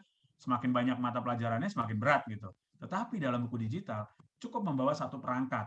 Apakah itu notebook, apakah itu laptop, ataukah handphone, tablet, semua bisa buku digital masuk ke dalamnya. Nah, lalu apalagi yang disediakan oleh Jelajah Ilmu? Sudah disediakan rencana pelaksanaan pembelajaran RPP yang biasa dibuat oleh guru, oleh pendidik untuk setiap mata pelajaran. Kemudian di dalam Jelajah Ilmu juga ada materi mengajar untuk guru. Salah satu tantangan guru ketika menghadapi masa pandemi adalah menyiapkan bahan ajar. Tidak semua guru memiliki pengalaman, memiliki ilmu, dan juga memiliki sense terhadap aplikasi yang digunakan untuk mengajar dalam masa pandemi. Kami tidak meragukan di SMK Telkom, tentunya tidak. Tetapi bagaimana dengan sekolah lain? Bagaimana sekolah-sekolah di ujung Indonesia, di ujung barat, di ujung timur, bagaimana? Tentunya tantangannya sedikit berbeda. Jelajah Ilmu mencoba memfasilitasi materi pelajaran untuk seluruh sekolah yang ada di Indonesia. Jadi tidak terlepas dari sekolah negeri, swasta, di ujung barat, ujung timur, ujung utara, selatan, semuanya bisa mengakses dengan benefit yang sama ketika menggunakan Jelajah Ilmu. Lalu di dalam Jelajah Ilmu sudah dilengkapi juga dengan bank soal. Soal-soal di sini adalah soal-soal yang memang dibuat, dirancang oleh penerbit yang memang bukunya juga ada. Jadi bukanlah buku soal-soal yang dikarang. Soal-soal ini sudah meliputi seluruh aspek pendidikan. Soal-soalnya sudah soal-soal related dengan HOTS, soal-soal high order thinking skill, dan juga soal-soal lain yang memang menginduk kepada kurikulum yang digunakan oleh pemerintah Indonesia. Dan di akhirnya tentunya ada evaluasi hasil pembelajaran. Seluruh kegiatan belajar mengajar terdokumentasi dengan baik di dalam Jelajah Ilmu. Lalu alasan kedua adalah kualitas pendidikan. Kualitas pendidikan di sini kami mencoba memfasilitasi seluruh sekolah yang ada di Indonesia. Ketika mereka memanfaatkan Jelajah Ilmu, mereka bisa mendapatkan benefit yang sama. Tidak terbatas dari infrastruktur yang digunakan, tidak terbatas dari kondisi geografis yang ada. Semuanya bisa mendapatkan benefit yang sama. Dengan demikian, kami berharap menggunakan Jelajah Ilmu, kami bisa memfasilitasi adanya peningkatan kualitas pengajaran untuk seluruh sekolah yang ada di Indonesia. Dan Jelajah Ilmu saat ini itu mengakomodir 2 kurikulum. Yang pertama kurikulum 2013. Yang kedua yang akan menyusul adalah kurikulum Merdeka. Artinya sekolah-sekolah yang berpatokan menggunakan kurikulum 2013 dan kurikulum Merdeka untuk kegiatan belajar mengajar di sekolah bisa diakomodir oleh Jelajah Ilmu. Alasan ketiga adalah alasan yang terintegrasi. Seluruh stakeholder di mana guru, murid, sekolah, kepala sekolah, yayasan, dan juga orang tua bisa saling terhubung. Kenapa perlu terhubung? Karena bisa saling memberikan feedback, bisa saling memberikan umpan balik. Untuk apa? Untuk kemajuan pendidikan yang ada di sekolah itu sendiri. Dan belajar bisa di mana saja dan kapan saja. Yang terakhir, Jelajah Ilmu adalah solusi yang mudah digunakan, mudah diaplikasikan, mudah diimplementasikan. Kenapa? Yang pertama karena solusi ini berbasiskan cloud. Artinya tidak perlu ada perangkat apapun yang diinstal, yang dipasang oleh sekolah. Ini nggak perlu. Jadi, sekolah bisa memanfaatkan perangkat yang ada digunakan oleh sekolah. Lalu, sekolah tidak perlu menyiapkan sumber daya manusia khusus. Kami tidak meragukan, sekali lagi, SMK Telkom Bandung, tidak. Gitu. Kami ingin memfasilitasi sekolah lain selain SMK Telkom yang memang sudah juara TIK-nya luar biasa. Tetapi sekolah lain yang memiliki keterbatasan sumber daya manusia, bagaimana dia guru mata pelajaran, dia guru IT, sebetulnya mungkin dia keterbatasan terhadap IT-nya terbatas. Tetapi karena beliau adalah orang yang paling muda, orang yang paling support, mau tidak mau beliau merasa memegang tanggung jawab untuk melaksanakan pembelajaran digital yang ada di sekolah. Kami tim Jelajah Ilmu akan melakukan itu semua untuk sekolah-sekolah yang ada di Indonesia. Dan yang terakhir, Jelajah Ilmu ini sudah tersedia dalam aplikasi mobile-nya. Baik itu yang berbasiskan Android ataupun berbasiskan Apple. Artinya ketika menggunakan smartphone, menggunakan ponsel pintar, menggunakan tablet, dengan mudah aplikasi Jelajah Ilmu bisa diunduh. Dan menggunakannya itu bisa hanya di dalam satu perangkat tanpa harus khawatir bergonta-ganti bergantian perangkatnya karena masing-masing sudah memiliki akunnya sendiri-sendiri. Jadi seperti itu jelajah ilmu yang bisa kami tawarkan. Acer Indonesia memberikan solusi pembelajaran berbasiskan digital untuk seluruh sekolah yang ada di Indonesia. Demikian akhir sesi presentasi saya. Semoga bermanfaat Bapak Ibu semua. Mohon maaf jika ada kesalahan. Terima kasih. Selamat sore. Assalamualaikum warahmatullahi wabarakatuh. Kami kembalikan ke Pak Ruli. Terima kasih, Pak.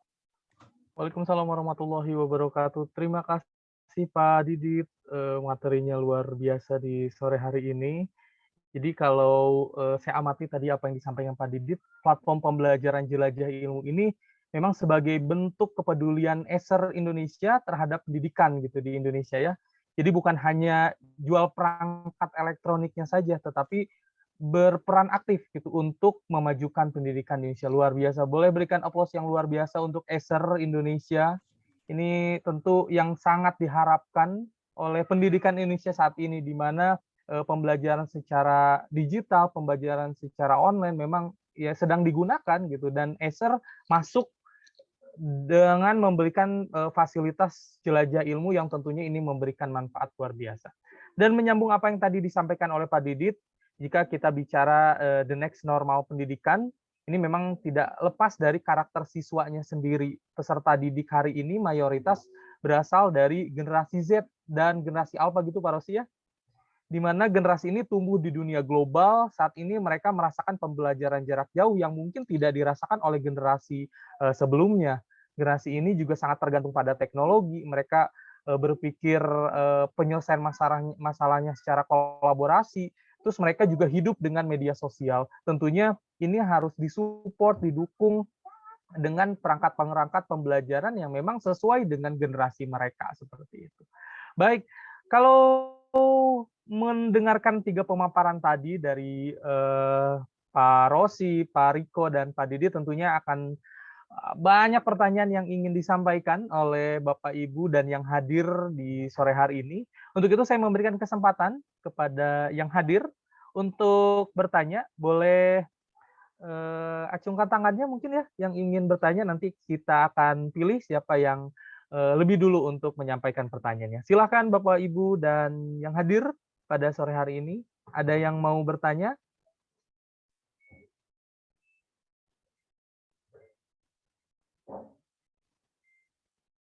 Oke. Dengan nih. Atau di kolom chat juga boleh ya, kalau memang ada yang perlu ditanyakan, silakan. Bapak Ibu guru dari SMK Telkom Bandung mungkin silakan.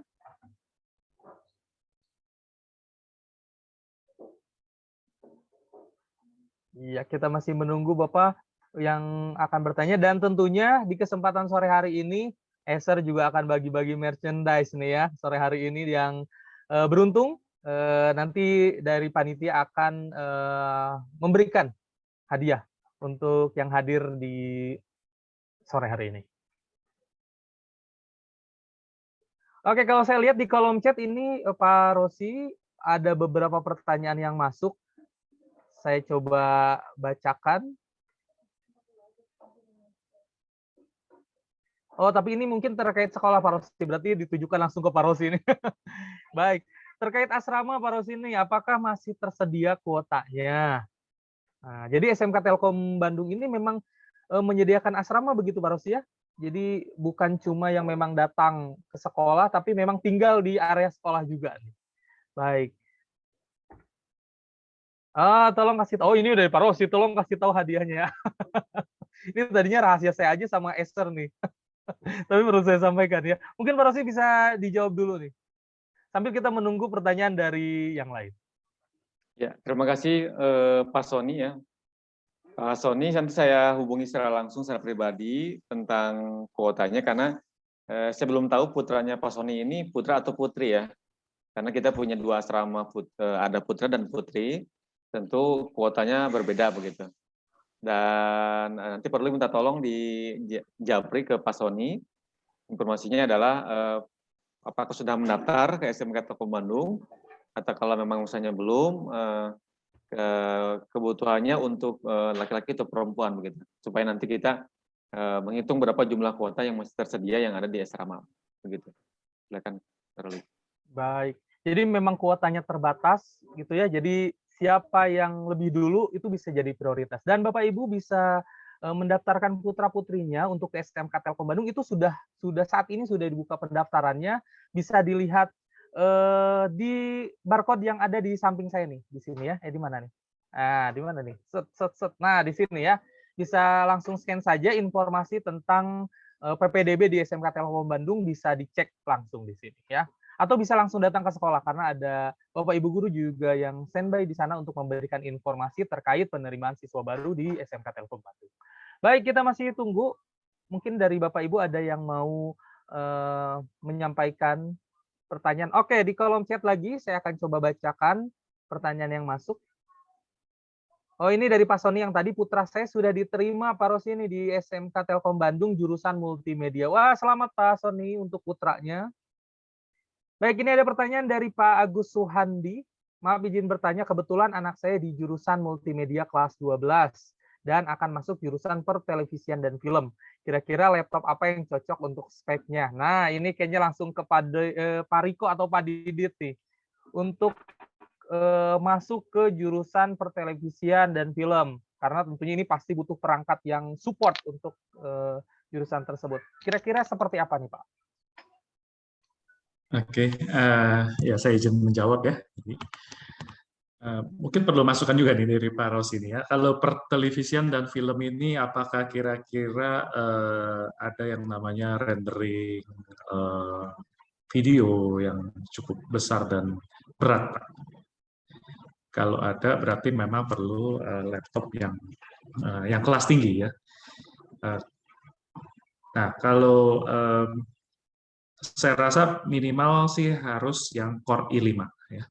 Jadi tadi saya sudah sampaikan ya bahwa ada laptop yang mulai dari Core i3, Core i5, Core i7 ya. Jadi minimal Core i5 dengan 8 GB memorinya, kemudian menggunakan storage atau tempat penyimpanan yang SSD. Jadi ini supaya memastikan nanti kinerjanya semakin cepat tuh ya. Tentu kalau storage-nya kurang bisa beli yang eksternal juga. Misalnya sekarang kan juga banyak dijual ya, eksternal hard drive ya. Dan layar yang 14 inci. Jadi ya minimal Core i5 kalau itu yang kami sarankan. Begitu. Pak Ruli. Baik, terima kasih Pak. Jadi Core i5 ya yang memang cocok untuk saat ini digunakan untuk editing mungkin ya, edit video seperti itu mungkin ya. Betul. Iya. Baik, di kolom chat kayaknya masih banyak pertanyaan yang masuk, saya coba kembali bacakan.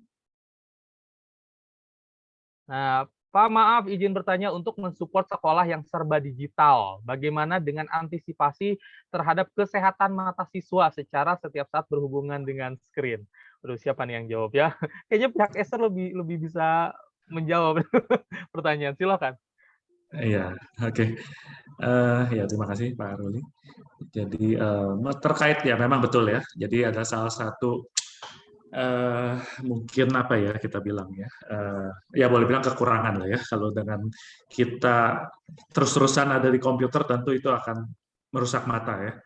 Memang ya disarankan nggak misalnya 4 jam, 5 jam terus-menerus melihat komputer ya, tapi perlu ada istirahat lah. Misalnya setiap 1 jam kita istirahat sebentar.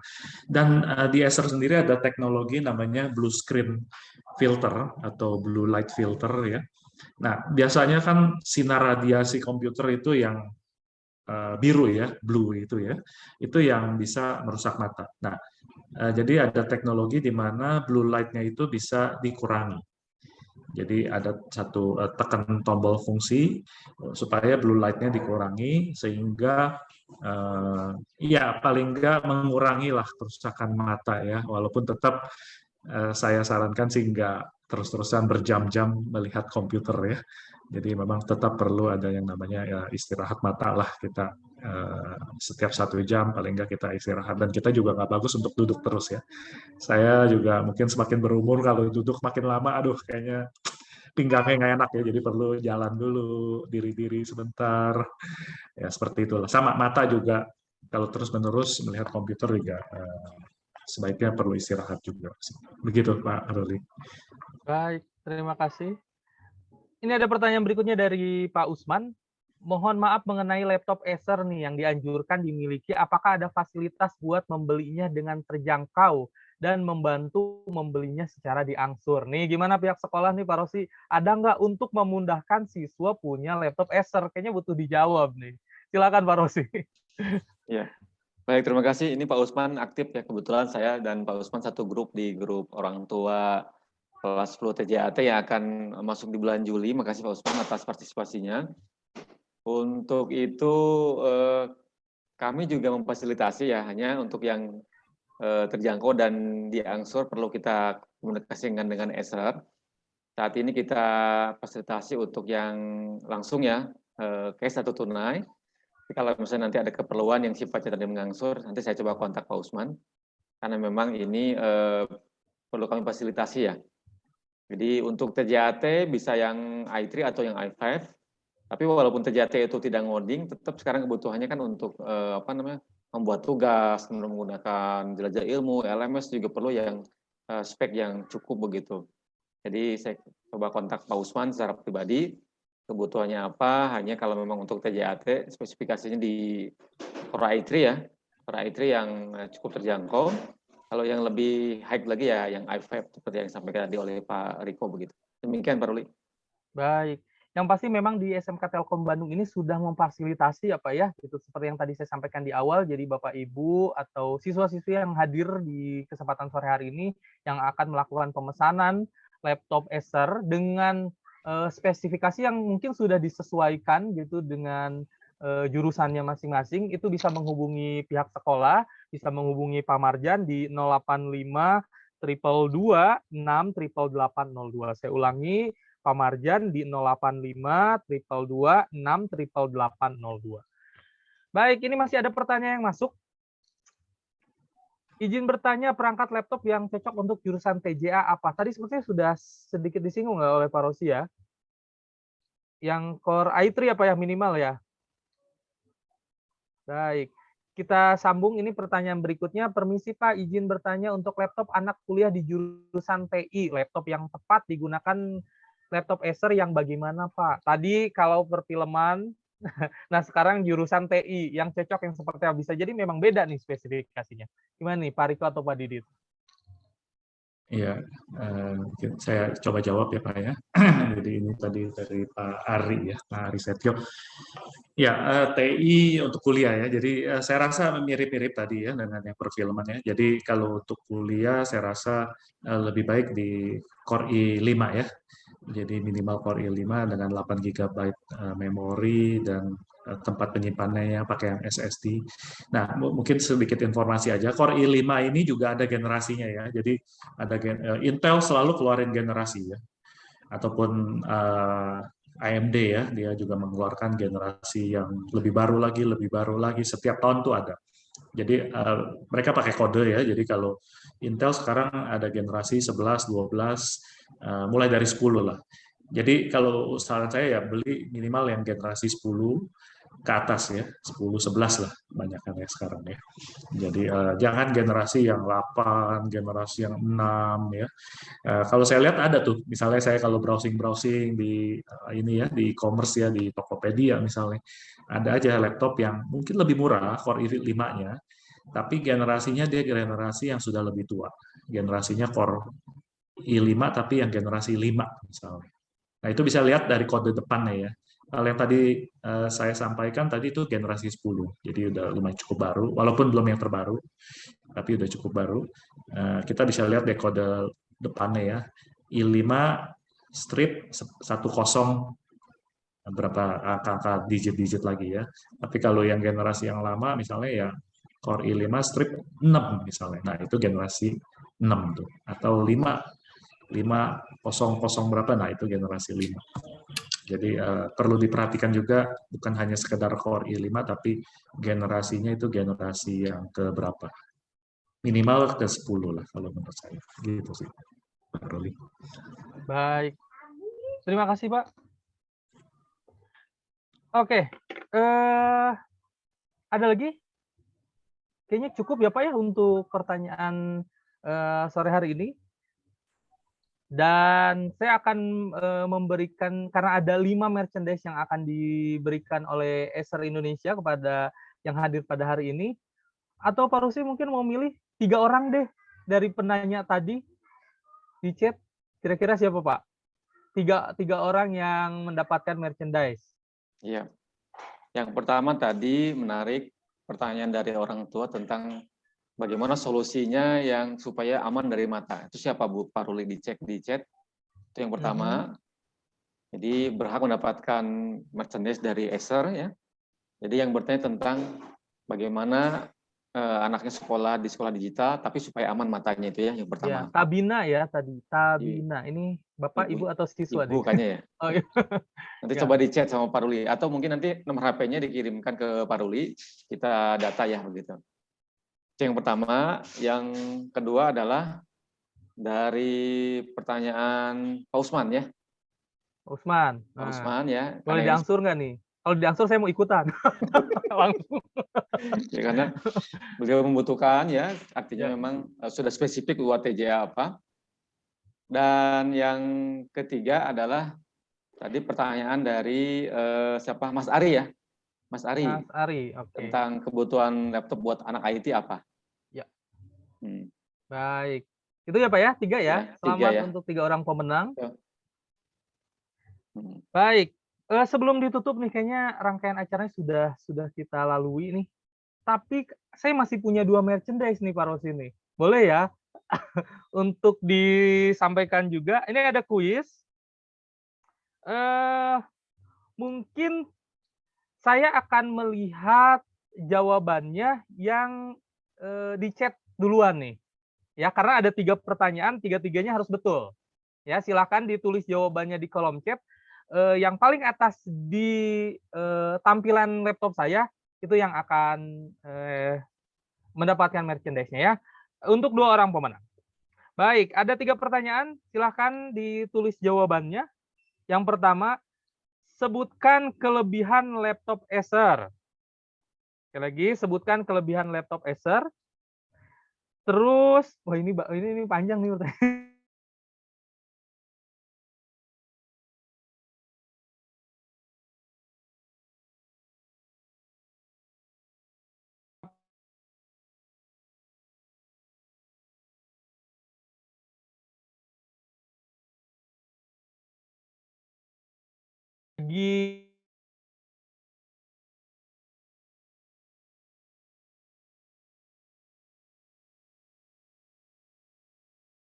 Yang kedua, mengapa harus menggunakan jelajah ilmu dan penghargaan apa yang diterima oleh SMK Telkom Bandung yang diselenggarakan oleh Acer tahun 2021.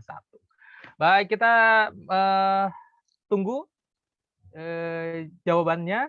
Dan demikian tadi 3 pemateri yang sudah menyampaikan materinya, tentunya ini luar biasa, memberikan pengetahuan kepada kita semua, tentunya di masa yang new normal ini ya, di bidang pendidikan juga ternyata banyak berubah, dan harapannya Acer Indonesia juga tetap memberikan pelayanan terbaik untuk pendidikan di Indonesia, tentunya untuk memajukan pendidikan, dan harapannya bisa terus memberikan support untuk SMK Telkom Bandung.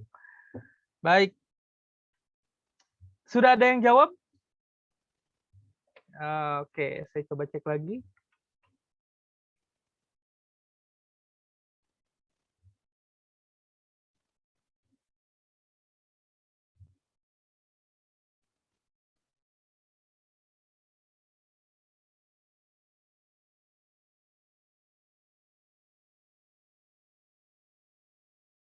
Rohana, harga terjangkau, servisnya lebih update mengikuti perkembangan zaman. Terus yang kedua, lebih update, bisa digunakan di mana saja, tidak perlu membawa buku setumpuk, katanya. Kelebihan dari jelajah ilmu ya. Dan sudah 15 kali mendapatkan penghargaan berturut-turut sejak 2008. Ini penghargaan Acer ya, bukan penghargaan SMK Telkom dari Acer. Tapi kayaknya ini bisa jadi salah satu pemenangnya nih Pak Rosi nih. Boleh ya saya pilih. Selamat untuk Rohana Bapak, Ibu, atau siswa ini? Terus yang kedua,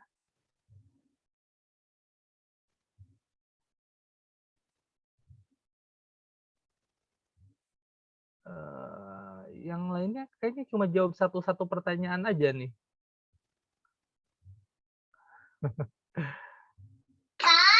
HP kakak.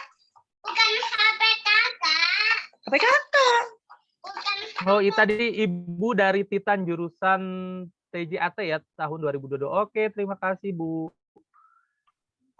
Oke, saya pilih satu lagi. Siapa ini ya? Nah, ini aja deh. Wahyu Nur. Wah, ini mah kayaknya gurunya nih. Tapi cukup lengkap juga nih. Harganya terjangkau, mendapatkan penghargaan berturut-turut, terus komprehensif, kualitas pendidikan terintegrasi dengan mudah, juara Acer Smart School Award 2021. Baik, 2 pemenang sudah kita dapatkan. Jadi sudah ada 5 pemenang ya yang akan mendapatkan merchandise dari Acer Indonesia. Baik, ini kayaknya ada amanat juga dari panitianya nih. Sebentar saya coba cek, tadi ada chat yang masuk deh. Oh Pak, ada yang usul katanya. Ini mungkin kepada pihak sekolah. Apa bisa terkait untuk penggunaan laptop sesuai dengan jurusannya ditawarkan di grup WA jurusannya mungkin ya, karena tidak semua orang tua paham.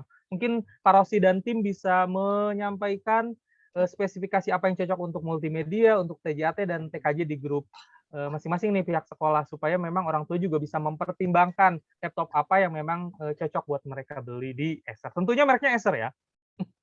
Baik, terima kasih yang sudah hadir di sore hari ini. Semoga pertemuan kita memberikan manfaat, terutama ini menjelang buka puasa, memberikan banyak ilmu nih. Terima kasih saya ucapkan kepada Pak Rosi, Pak Didit, dan Pak Riko di sore hari ini. Dan saya juga mohon maaf bila ada kesalahan selama memandu acara di sore hari ini. Terima kasih. Selamat sore semuanya. Assalamualaikum warahmatullahi wabarakatuh. Waalaikumsalam.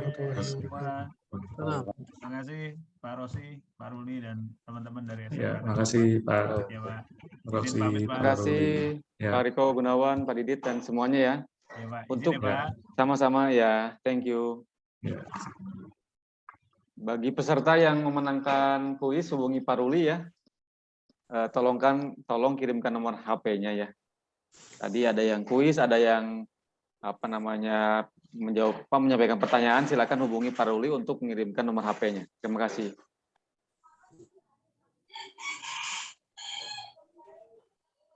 Oke, Bapak Ibu izin untuk end meeting. Halo. Assalam. Ya, Waalaikumsalam.